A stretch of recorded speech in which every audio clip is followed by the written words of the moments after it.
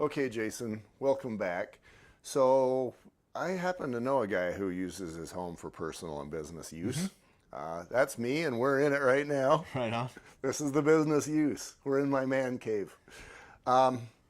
So, tell me about the implications of that if you're using your home for both. What are the costs and benefits? Okay, mostly this is going to determine if you cannot use it for a 1031 exchange. Okay. So it is fairly common for people to have a home office and to deduct a little bit of that. One thing to know, if you acquire a property from a 1031 exchange, so you buy it as an investment property, Right. and then you move into it, Okay. you got to be there 2 years before you can avoid the capital gains, right? So we're going back to the primary residence thing. Oh, that sounds like a pretty good little loophole. So I've done 1031 exchanges a half a dozen times, and now I buy this $1 million mansion on a 1031 exchange. I've avoided taxes thus far, and now I live there for 2 years, and then I sell it. You have to acquire it as an investment property. It can't be your intention to occupy this as a primary residence. So I hold it as maybe an investment for a year or two or whatever, and then my intention changes and I move into Something it. happens and Right. it's your primary residence. So then let's go down that road. Then my intention changes, and I live there for 2 years. Now I can sell it. Where are we at? You're at primary residence rules. Okay. So what's your gains from the sale? Are you married or you're not married? And you're playing those rules. But it would also, whatever you're living in before, maybe you were renting, then you have to look at capital gains from the sale of that, if you owned something else. If you move out of your primary residence and have rented it for over 5 years for sure, then your capital gains there. So that's how primary residences tie into it. You can't buy a primary residence with a 1031 exchange, and if you're selling your own property and a chunk of it is business, for instance, like fourplex or something like that, if you rent a part out, make sure you talk with the exchange company, your tax advisor, to see how much funds would be taxable and if you want to do a 1031 exchange. Yeah, and that makes sense. That happened to me. I was living in a home, and I just got done with the area.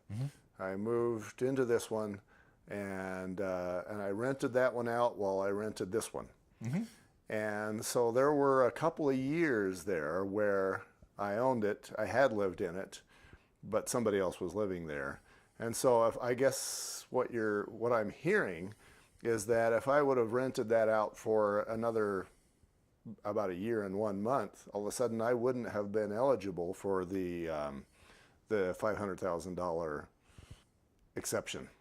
Yeah, so you'd lived in it 2 years the past 5 when you sold it? Yeah, so I lived in it for about 14 years. I moved here, rented that one, rented this one. For how long?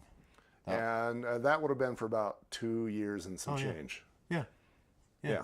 So I still qualified for that exemption. For the rest of the change of that year. But if I would have held on to it, say, until, for One more example, year. now, I would not have qualified for that, and I would have been taxed on the profits made, the capital gains made from that house. Or you could have done a 1031 exchange. You would have to buy another house. Yeah. Yeah, And it would have had to have been one that I didn't live in because that would have been my primary residence. exactly. You have to buy another investment property. Unless I buy one and then my intentions change a little later on. That could happen. That's a real scenario. If you're renting now, you acquire another property as investment property, and then something happens with this home and you decide to move there. That's Okay. possible. Okay. I just love to run you through the ringer. This is entertaining for me. Good. So tell me again some more about what's the difference between a second home and a vacation home? Okay, it's the it's the intention, right? So this is where we're going next. Second homes are homes that you live in more than 2 weeks or 10% of the time Okay. versus an investment property. So, and that's whichever's greater. So if you rent this home 300 days out of the year, you can stay in it 30 days of the year. You can still call that an investment property. If you're living in it longer than 2 weeks, then you've got to rent it more than 140 days, or more than So your days has to be less than 10% of the days you rent it. Okay, and let's go back to asking the obvious questions again. I'm going to ask you what a week is. No, these are days. No No weeks. Okay. Weeks don't matter. Okay. Days. All right. Yeah, and a day, then I'm going to ask you what a day is. So if I go in there, and presumably if I stay overnight, that's a day. It depends on what you say. Yeah. Okay. This is information that you're reporting to your tax people. Yeah. So just like if you're listing this on Schedule E, you're gonna list right on the top of the property before it breaks down all the numbers how many days you rented it out. Mm-hmm. And then you're gonna claim your income and what you paid and break it all down. And then you're just gonna say how many days you stayed in their personal use. The problem here would only be is if you get audited and they ask the neighbors, how often does Joe stay here? Yeah. How often is Garth here? And they say, well, man, he's here about half the year. And like, So this is a second home, not an investment property. yeah, and I'm not even going to ask you this question. I'm just going to surmise that it comes down to what I say happened at that house. Yeah. Well, it's just really the thing with our taxes. This is an honesty thing. I mean, W-2 income, that's kind of trackable, but any 1099, any other income, Schedule C, Schedule E income is really you say what you got. The IRS can go through your bank accounts and see if they can back it up, but this is an honesty thing. Mm-hmm. You know, renters sometimes pay cash. You can claim whatever. Mm-hmm. So that's the difference between a second and a vacation home. As far as the 1031 exchange, what are the ramifications? Well, so if you're buying an investment property with 1031 exchange and then use it for a second home, then you're going to get taxed. Like you just voided the purpose of the 1031 exchange because it's not a like property anymore. Yeah. So that's the thing you have to watch out for. It stopped being an investment. Right. So if the subject property has been owned and held by an investor at least 24 months immediately preceding the 1031 exchange, you're safe. Mm-hmm. If the subject property was rented out the 14 days or 10%, you're safe.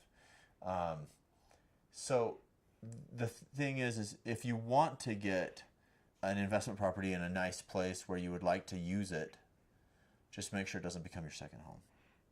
Right. And like you say, the definition of a second home, let's say I buy someplace in, I don't know, San Diego. Mm-hmm.